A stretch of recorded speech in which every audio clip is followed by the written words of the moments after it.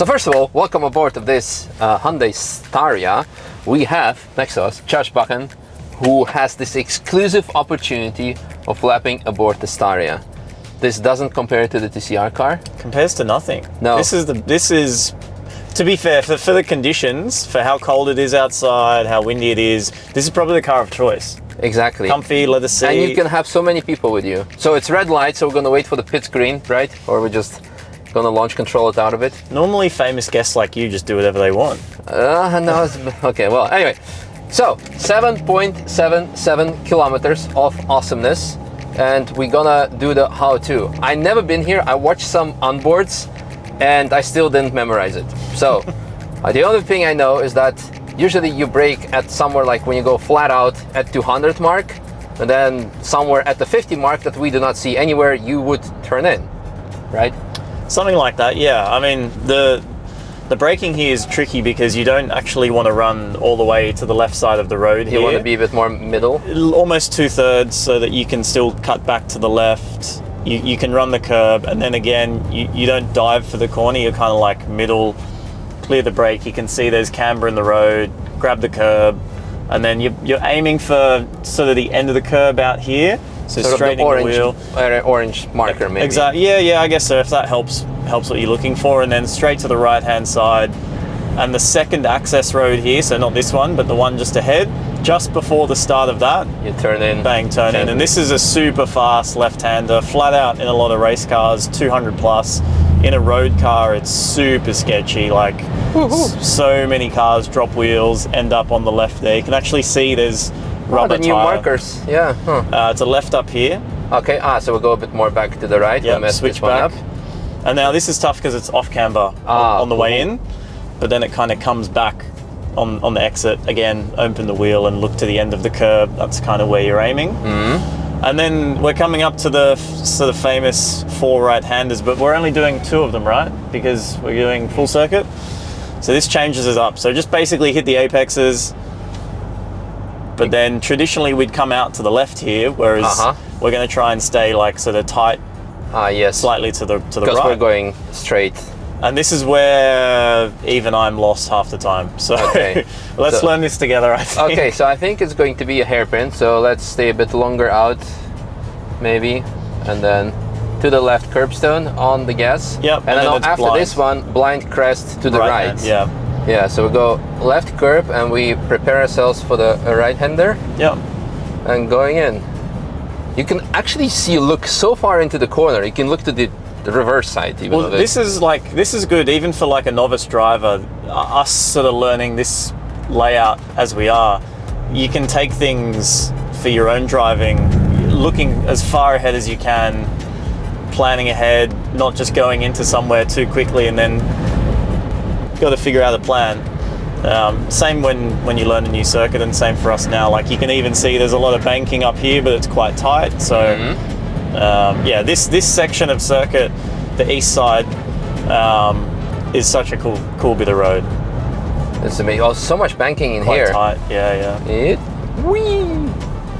Whoever did the suspension tune on this did an amazing job. Curb? Oh yeah, of course. Whee! Oh, that's good. Easy. Let's not flip it. That thing swallowed the curb like it hadn't eaten for days. Yeah, I think the 100 section sidewall, this is stick to the right because it dips down and all right, yeah, we messed it up a bit here. Yeah. So going again, tight to the loads of compression here. Ooh, plenty of good grip, and then there's a hairpin just ahead up here, super late apex. So I guess if the markers are on the left, the turn goes to the right. Probably. Yeah, I guess so. So go probably on the brakes, and then would it be end of the curve turn in or slightly before? Yeah, actually, I don't know about van dynamics, maybe.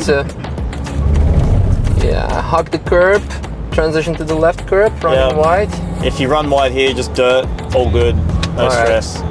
Well, that's nice. And then short little pit straight. And then the locals here, my friends who are locals kind of describe this section as like a Brands Hatch turn 1. It kind of dips away on the exit. I'm told in a radical this is nearly flat out. Really? Which is nuts. Dude, that's amazing. Yeah, we went a bit too tight too early there, but it's amazing track. It's like you have so much overview. That's the key point. It's fast overview, lots of runoff. Yeah, and then it always catches me out. Oh yeah, I see that. Yeah. And then you're like, but we're in an off-road van, so just grass. Yeah. Brake, and then again, lots of. I will never memorize this track in one day. The first lap I ever did here was with my TCR team boss in the passenger seat and my teammate in the back, matching I-20s. I think we went off like 3 times. All right. Like just going as fast as we could. I don't have to feel bad. Oh, so many birds. And this rejoins what is traditionally the most used circuit. So this is coming up to turn 13, is it? Of the traditional circuit. This is probably one of the tougher corners on the track. It's an uphill right-hander that falls away on exit, so you can't see your exit point. So you start to open the wheel about now. Okay. And you'll never have enough room. Won't have enough room on the exit. That's nice. And then I guess we're somewhere from the middle, hugging the curve to the left or so. You'll be back to the right. Yeah. This into here is a bit quicker than what you probably think, because you're going outside. You'll turn in super late too. Try get to the inside of the road around the sausage curb, and then open the wheel, use all the curb on the right, flat out. Yeah, it's nice that you can see the tire marks already. Yeah, there was a race on the weekend, so all the lots of wind pushing us to the outside. Is it actually? It is. Really? It's actually pushed us completely out. Yeah, and then this is tricky. Really late turn. Corner comes back on itself. Yeah. But very important. Open the wheel. A little bit of runoff you have. Yeah, but extra not too green. much. Yep. And then quite a lot of camber on the last corner, so you can really attack it. Usually just very light brake. And turn in, gas, as brave as you want to be, and then main straight. Very long, but we're going back to the pits. Are we? Are we? This is actually hard, the control line here at 40 when you're doing a pit stop race. You come out of the last corner very fast. Very quick. It's actually hard to judge. So, we may or may not smell the brakes, but it was all for a good cause. So, massive shout out to Peter Page Hyundai dealership for providing us with the sickest Staria GT3. You heard it here first. Staria GT3 may or may not come on the market. Reach out to your Hyundai dealer. Amazing track. I am really, really in love with it. I looked at some onboards and never judged the book by its cover. It looked kind of simple, but this is so fast, so technical, so also safe and easy to drive and to learn, because now after 2 laps, I kind of feel like, okay, actually, you start memorizing those markers, and I think it's going to be okay. So stay tuned for another video from the Bend Motorsport Park. Not sure it's going to be as epic as in the Staria, but yeah, we start with the high.